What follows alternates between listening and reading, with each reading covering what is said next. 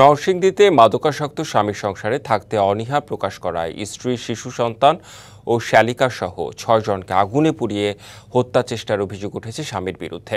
বুধবার রাত ৩:৩০টার দিকে সদর উপজেলার ঘোড়াদিয়া এলাকায় এই ঘটনা ঘটে।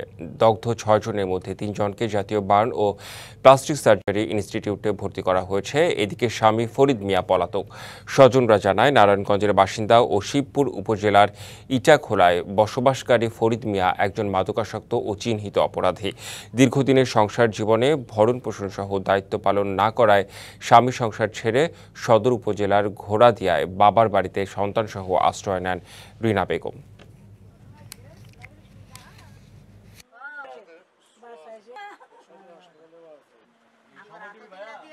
জি ভাই।